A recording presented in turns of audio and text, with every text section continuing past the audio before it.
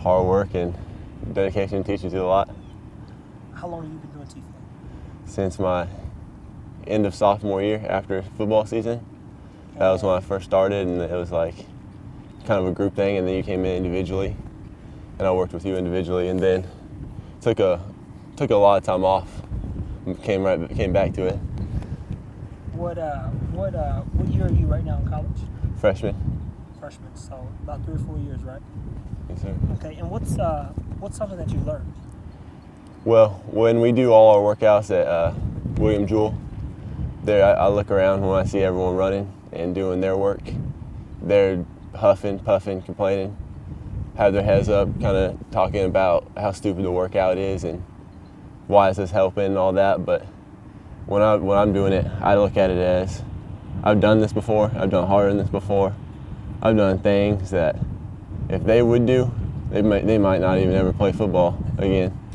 So it's helped mentally and physically. It helps you, like, it really does teach you mind over matter over anything. Everyone yells mind over matter, but until you push that test, no one will learn what mind over matter is. I would say about freshman summer going into sophomore year, I think that's when the whole T-fit thing came around, and ever since sophomore to senior year, doing T-fit. Okay, so worst day of T-fit? Worst day of T-fit, probably 2 years ago in the summer when we had to do the track workout and some guys walked out, and it was just, I don't remember exactly what we did, but it was a lot to be at 7 a.m. in the morning during summer. That was the worst T-fit workout. What was the day like?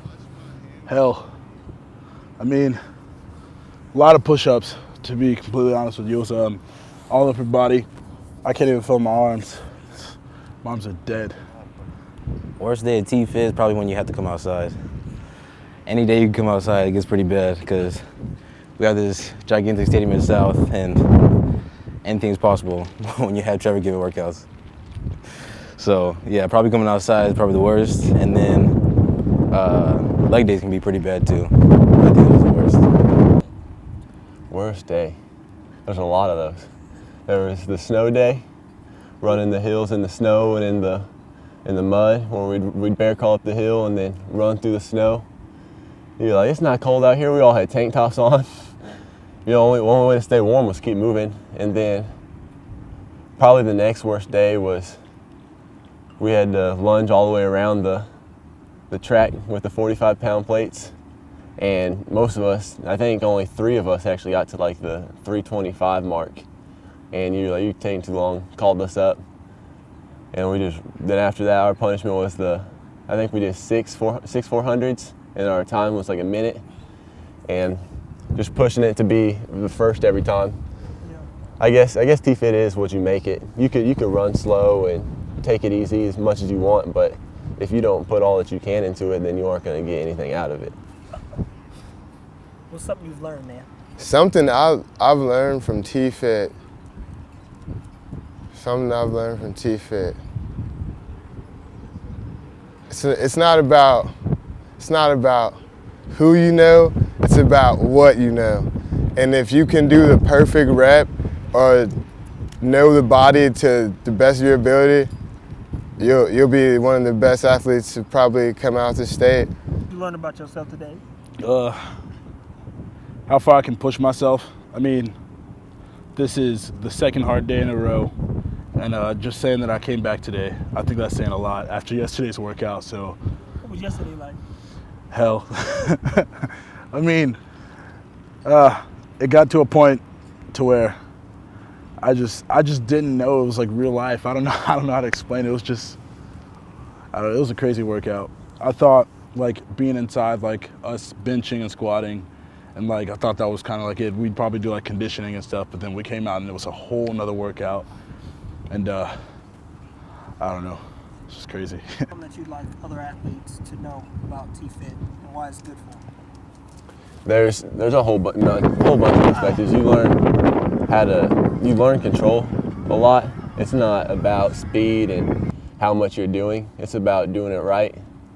And even as you're doing it, like, there's that point to where you want to quit, but you know if you quit, no great athlete has ever quit. You look at Adrian Peterson, he's come back from a whole bunch of things, but I guarantee you he's done just as hard as work.